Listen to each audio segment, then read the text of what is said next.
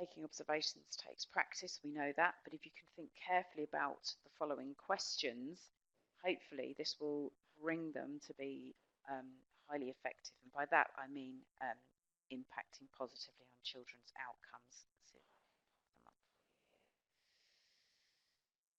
They're going to come on. There we go. Number one, how do I manage observations? How do I record my observations? What are the key elements to pick out and record? How do I analyse my observations? How do I use my analysis for future planning? Those are two similar but very distinctive questions that are important to consider separately. How do I use other people's observations? How do I know that my assessments and observations are having a positive impact on pupils' outcomes and progress? And how should you share these with parents? Now, of course, the list of questions could go on, but these are the key ones that I feel have the greatest impact on improving your observations and ensuring that your observations are doing what they're supposed to be doing, which is ultimately to be moving learning forwards. Your observations are very much informed by those of others as well, within the setting and adults at home, as well as discussions with and input from the child concerned. You may also have input from other professional partners.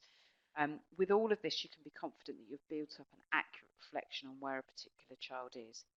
So for the rest of the seminar, we're going to pick up these questions and look at them in greater detail within the context of communication and language and literacy.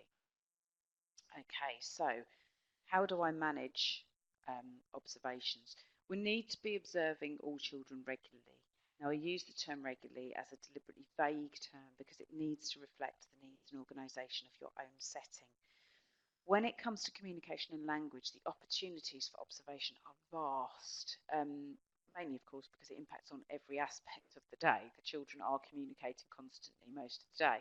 And as a result, you need to be careful not to overwhelm yourself. Some of these observations will be planned, and by that I mean set points in the week that are timetabled in for you and or others to be doing specific observations of specific children, as well as spontaneous observations, which of course are those multiple moments in the day when a child does or says something that you simply must note because you know it's telling you something of value. In terms of literacy, initially most of your evidence will be from conversations and the sharing of books or noting letters and sounds within the learning environment. This will become more concrete as the children progress. Now, one common misconception in early years practice is that the more information on a child you have, the better you're doing. In the case of observations and evidence, this can easily become counterproductive. One of the key aims of the original revision of the early years framework was actually to reduce paperwork. Within this was included the recording of evidence. There are some simple points to remind yourself of when it comes to observations and evidence that can not only help to keep your paperwork manageable, but also keeps your brain focused on children's progress. So I've popped them up on here for you. So the first one is know when to stop. If you've got solid evidence for something, perhaps a couple of examples, and as a professional, you're confident in your judgment, then you don't need to keep gathering evidence for that particular skill or achievement. Job done.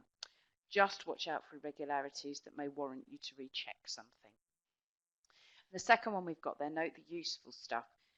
Collect observations and evidence of consolidation and new learning where appropriate. Don't just write down everything you see. This actually demonstrates that you're not using professional judgment on a daily basis, or that you don't know your children. You need to be noting the things that are useful to you that are going to help take the child forward. Find a system that works for you. It doesn't necessarily have to be an electronic flashy one. There are lots that work really well for lots of schools to capture moments, help organise and analyse. But don't assume these systems have a teaching qualification or professional opinion.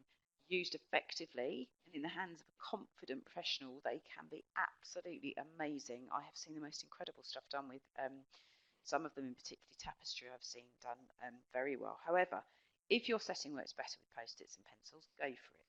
It's a means to an end. It's not a reflection on how amazing your assessment systems are. You also need to think, though, about the systems for recording input from other adults, for example, parents, and they also need to run efficiently and effectively as well. And the final one I've popped on there, make sure that your teaching assistants, people that are working with you, understand assessment, what you're doing, why you're doing it, how they can contribute in a meaningful way. You need to ensure those adults that are working with you know when and what to note. You need to train them. you also need to ensure that there's consistency across your setting, that what is happening in your classroom is happening in other classrooms as well. So how do you record your observations?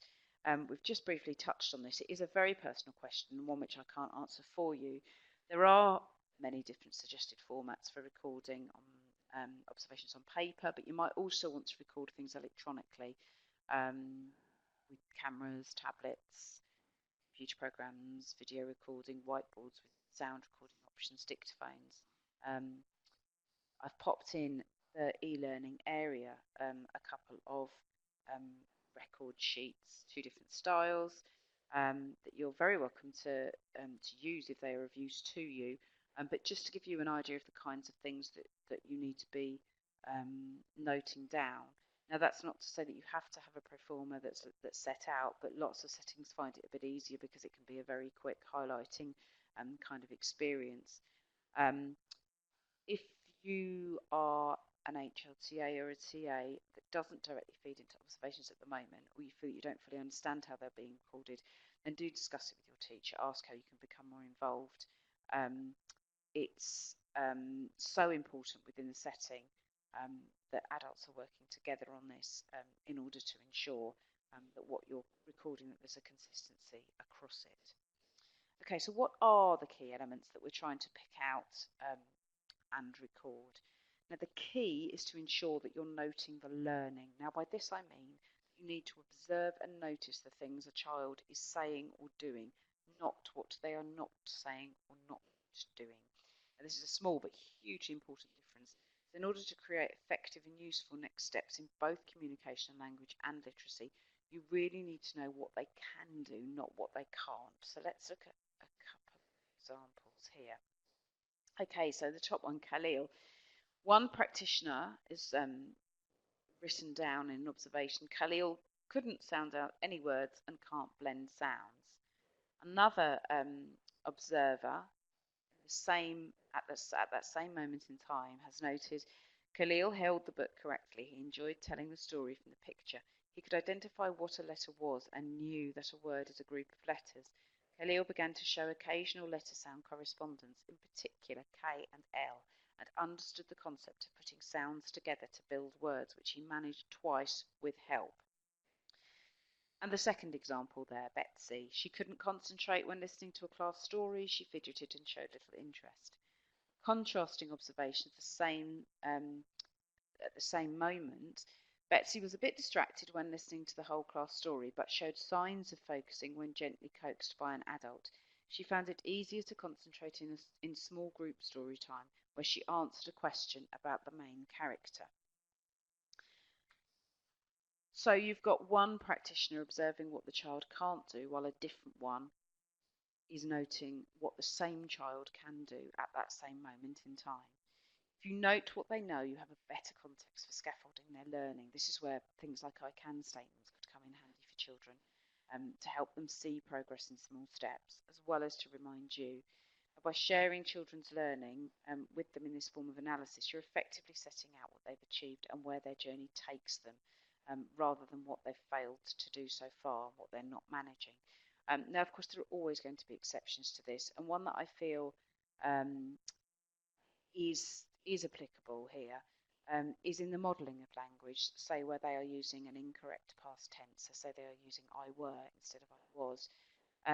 But even in that context, rather than noting they can't use past tense correctly for the verb to be, you could really highlight that with modelling, a child is beginning to note, or the child has been modelled to do this. So you can frame it in a more positive way, even if you do feel there are one or two things that you need to kind of highlight that they're not managing. But simply noting what they can't do doesn't really, it isn't really as useful to us in setting next steps. And to a degree, it's actually a lazier approach to assessment.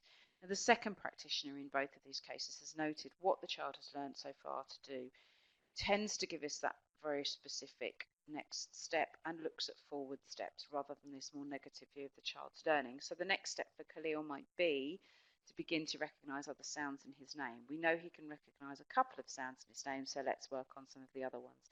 And the next step for Betsy might be to listen to stories in a small group and begin to answer a wider range of questions simpler questions about the text. We know that she can listen to stories better in a small group, so let's go with what we know she can do and work from there. She's already answered a simple question. Let's see if she can answer more. So it's taking the learning where they're at and taking that forward.